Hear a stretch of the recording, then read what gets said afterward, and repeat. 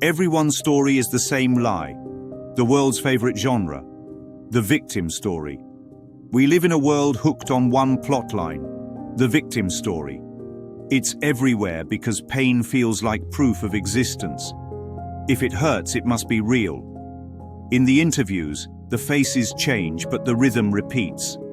A child becomes the parent in her own home. A daughter reads mail and cooks dinner while trying to stay invisible.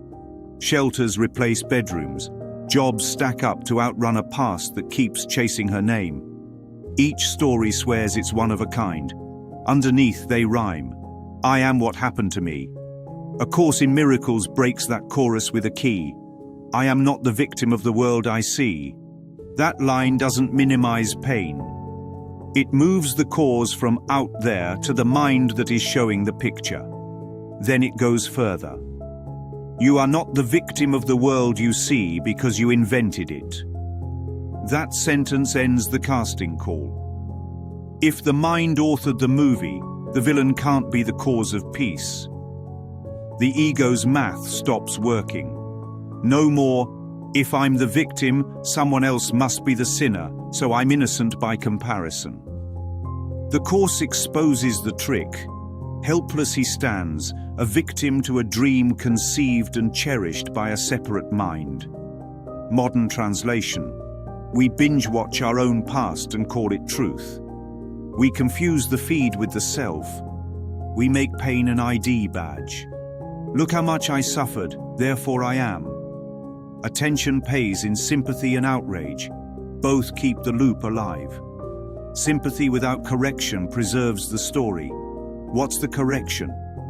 First, see the template the ego hides in plain sight. It takes the central place in every dream, which tells the story of how it was made by other bodies, born into the world, lives a little while and dies. That is the whole genre in one sentence. Second, notice the rebrand. When tragic character wears out, the ego recasts the same self as the hero who overcame. Same story, new costume.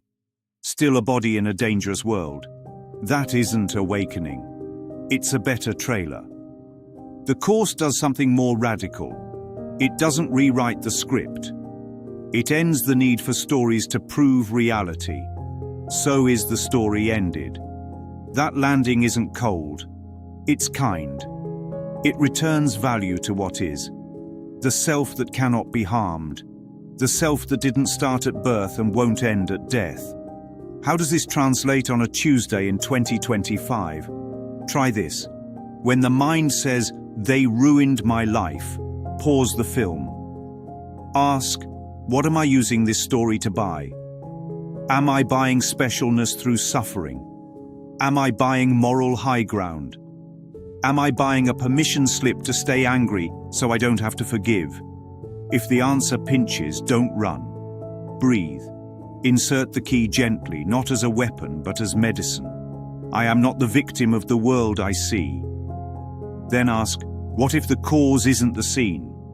What if the cause is a belief, and beliefs can be exchanged? Now forgiveness stops being a greeting card and becomes a jailbreak. In this light, forgiveness doesn't say, "I forgive what you did to me." It whispers, "The story I made to purchase innocence is not needed." It releases the roles. It lets light in where the plot used to be. Picture the woman at a hospital bed speaking release over a brother who once harmed her. From the outside, it looks like closure. On the inside, it's a window. A moment where the story drops and the brother is seen. Not the body, not the rap sheet, not the role. This is how the Holy Spirit uses trauma. Not polishing it, but repurposing it into a doorway. Is the world's pain unreal then? In the ultimate sense, yes. But that answer isn't a slap. It's a hand. It doesn't tell anyone to get over it. It offers a way out that doesn't depend on the villain apologizing or the past behaving. Here's a daily practice that scales. Name the hook. I'm about to tell the old story to buy identity. Pause. Speak the key. I am not the victim of the world I see. Ask for a different purpose. Use this to show me our innocence, not our separation. Watch a new baseline appear. Safety without an enemy. One more line to seal it. Here then, your story in the dream you made. Notice the invitation tucked inside. If it's a dream you can wake, waking isn't dramatic. It's simple. It's the decision to stop auditioning for the role of me, to stop turning pain into a brand, to stop using suffering as proof of life. When the projector isn't fed, the screen goes white. The world calls that losing your edge. The Course calls it remembering yourself. And the victim story, the world's favorite genre, quietly runs out of seasons because the lead walked off set and went home, submitted for your approval. A planet of storytellers who keep waking up in the same tale and calling it new. The costumes change, the soundtrack changes, but the plot never does. There is always a wound to polish, a villain to rehearse, and a hero to audition.